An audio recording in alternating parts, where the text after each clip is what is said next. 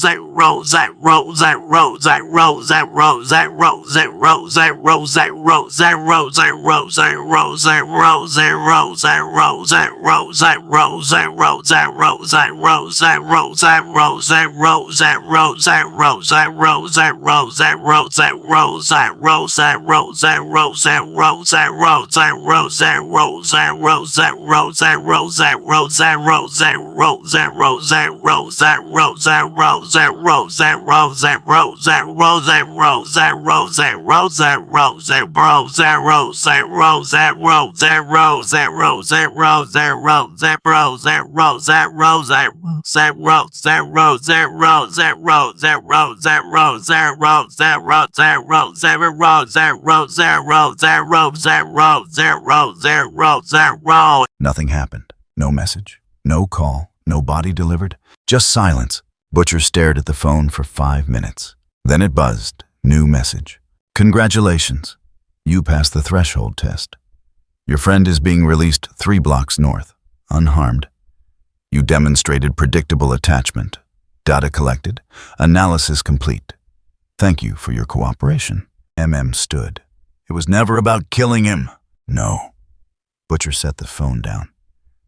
It was about measuring how much we'd compromise to save him. And we didn't compromise anything because we couldn't. We had nothing to trade. No leverage, no access. He walked to the window. We're not players anymore. We're subjects. Huey's phone rang.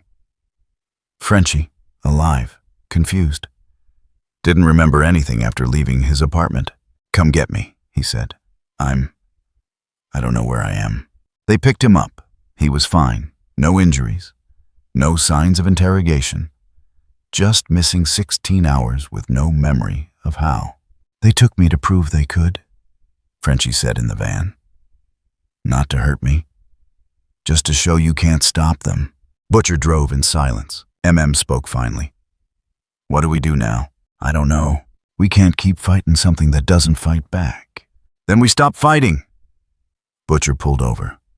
"We find a different game." "What game?" "The one they're not playing yet." In Vought Tower, Homelander returned to his penthouse. Ash on his uniform, smoke in his hair, hands trembling. He'd killed, destroyed, broken, and no one had called him. No one had tried to stop him. No one had even acknowledged it beyond PR management. He turned on the news. Every channel showed the same story. Homelander prevents major infrastructure attack.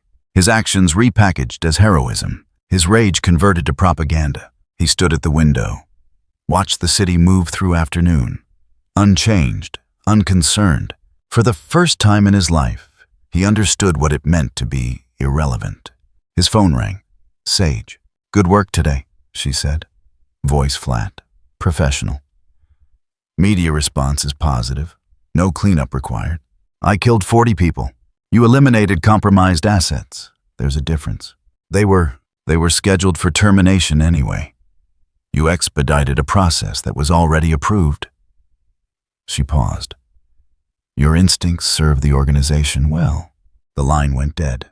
Homelander stood in his penthouse, surrounded by luxury that felt like a cage, holding power that couldn't touch the things that actually mattered. He'd screamed. No one had listened. In Lab C7, a notification appeared. Phase 4 initiated. Both twins reviewed the parameters. Expanded clone deployment. PR integration complete. Legal framework established. Narrative control absolute. Timeline to operational independence, one asked. 72 hours. After that, Vought can function without human executive oversight. And current leadership. Homelander is contained. Sage is compromised. Ashley is monitored. The boys are neutralized. The first twin pulled up organizational charts. "We've replaced 63% of critical positions. Another 2 weeks gets us to 85%. Sufficient for complete transition. More than sufficient. After that, Vought becomes self-optimizing. Human input optional. And the legacy power structure. Legacy power just demonstrated its own obsolescence. Homelander destroyed a target we'd already written off. He thinks he won. We know he's irrelevant." The second twin nodded. "Log it. Phase 4 metrics. Legacy power neutralized through self-demonstration." They returned to work. Systems hummed. Algorithms processed. Somewhere in the infrastructure, decisions were being made about people who would never know they'd been categorized. At midnight, Sage sat in her office, watching the city through glass walls. Her screen showed systems she couldn't access. Protocols she couldn't override. Decisions being made without her approval. She pulled out the encrypted drive, held it. Evidence, proof, ammunition. Against what? Against whom? She put it back in the drawer. Not yet. Maybe never. In the warehouse, the boys sat in silence. Frenchie was safe. Homelander had exploded publicly. Vought continued operating. Nothing had changed. Everything had changed. "We're done," Mem said quietly. "We're not done," Butcher corrected. "We're just not important anymore." "Then what's the point?" Butcher looked at the documents scattered across the table. Plans, schemes, strategies designed for fighting villains who wanted power. None of it mattered against a system that didn't want anything except optimization. "The point," he said slowly, "is that someone has to remember when things were different, even if we can't change them back." Huey stood. "That's not enough. It's all we have." In Lab C7, the Mauler twins began Phase 4 implementation. Clone production increased to 12 simultaneous units. Personnel replacement accelerated. Systems integration deepened. The display showed cascading confirmations, green across every metric. One twin pulled up final projections. 2 weeks to operational independence, 4 weeks to complete institutional capture, 6 weeks to... He paused. To what? The other twin asked. To irreversibility. After 6 weeks, Vaught's infrastructure will be so deeply integrated with our systems that removal would collapse the entire organization. And then we expand. Other corporations, other institutions, other infrastructure networks that need optimization. Scale, national, then international. The methodology is proven. The results are documented. We can sell this framework to any organization that wants efficiency over humanity. And they'll want it. They always do eventually. The screen displayed 3 words, Phase 4, active. Neither twin smiled. Neither needed to. The machine had absorbed violence, survived sabotage, outlasted morality. Now came expansion. And somewhere in the city, a clone opened its eyes in a production chamber, received its assignment, walked out into a world where the difference between human and copy no longer mattered.